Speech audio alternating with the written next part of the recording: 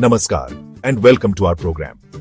आज हम दुनिया भर में हो रहे मेजर जियोपॉलिटिकल डेवलपमेंट्स के बारे में बात करेंगे। एशिया के बीच से लेकर अमेरिका के किनारे तक जियोपॉलिटिकल लैंडस्केप बदलता रहता है और चैलेंजेस और अपॉर्चुनिटीज दोनों लाता है। आज दुनिया बहुत इंटरकनेक्टेड है। दुनिया के एक हिस्से में जो होता है उसका असर पूरी दुनिया पर पड़ सकता है। आज हम 4 की स्टोरीज पर ध्यान देंगे जो इस रियलिटी को हाईलाइट करती है।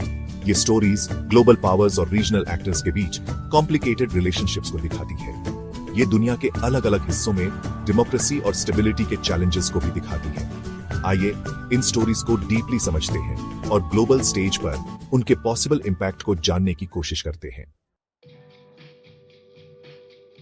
सेंट्रल एशिया, जिसे लंबे समय से रूस का बैकयार्ड माना जाता रहा है, वहां एक फैसिनेटिंग जियोपॉलिटिकल शिफ्ट देखने को मिल रहा है। यूरोपियन यूनियन इस रीजन के साथ अपने एंगेजमेंट को बढ़ा रहा है, जिसका एम रूस के इन्फ्लुएंस को काउंटर बैलेंस करना और अपने स्ट्रेटेजिक इंटरेस्ट्स को सिक्योर करना है। उज्बेकिस्तान में हो रहा ईयू सेंट्रल एशिया समिट इस ग्रोइंग पार्टनरशिप का सबूत है। यह समिट सिक्योरिटी, एनर्जी और रीजनल डेवलपमेंट पर कोऑपरेशन बढ़ाने पर फोकस करता है।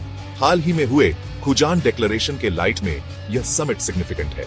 ताजिकिस्तान, किर्गिस्तान और उज्बेकिस्तान द्वारा साइन किए गए इस एग्रीमेंट ने लंबे समय से चले आ रहे बॉर्डर डिस्प्यूट्स को रिजॉल्व कर दिया, जिससे रीजन में स्टेबिलिटी और कोऑपरेशन को बढ़ावा मिला।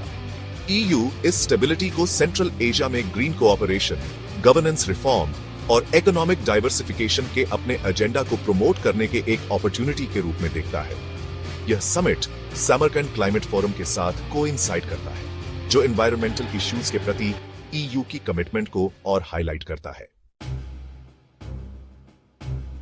अब चलते हैं टर्की, जहां डेमोक्रेसी को एक झटका लगा है इस्तांबुल के पॉपुलर मेयर इक्रेम इमामोग्लू की शॉक अरेस्ट के साथ। इस मूव को वाइडली पॉलिटिकली मोटिवेटेड माना जा रहा है, जिससे प्रोटेस्ट्स और कॉन्डेमनेशन हुए हैं। इमामोग्लू, एक की ऑपोजिशन फिगर, को प्रेसिडेंट एर्डोगन के चैलेंजर के रूप में देखा जाता था।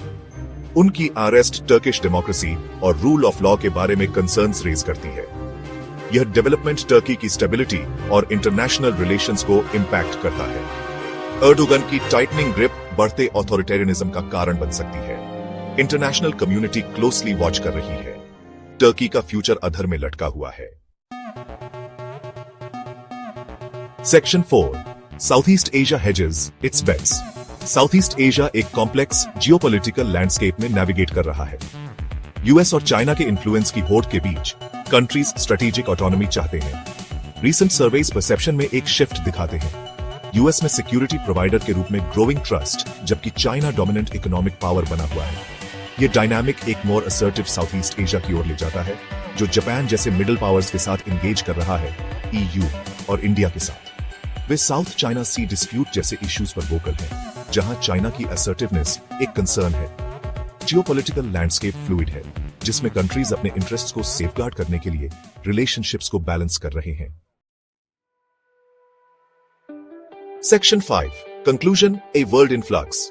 जैसा कि आज हमने देखा, जियोपॉलिटिकल लैंडस्केप लगातार बदल रहा है। सेंट्रल एशिया से लेकर साउथ ईस्ट एशिया तक, टर्की से लेकर यूएस तक, दुनिया शिफ्टिंग पावर डायनामिक्स, डेमोक्रेसी के चैलेंजेस और बदलते ग्लोबल ऑर्डर को अडेप्ट करने की जरूरत से जूझ रही है। ये इवेंट्स हमारी दुनिया के इंटरकनेक्टेड नेचर को अंडरस्कोर करते हैं।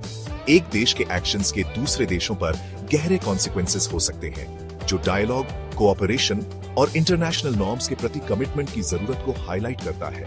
जैसे जैसे हम आगे बढ़ते हैं, जियोपॉलिटिकल डेवलपमेंट्स के बारे में इन्फॉर्म्ड रहना क्रूशल है और हमारी दुनिया के सामने आने वाले चैलेंजेस और अपॉर्चुनिटीज के बारे में मीनिंगफुल डिस्कशंस में एंगेज करना।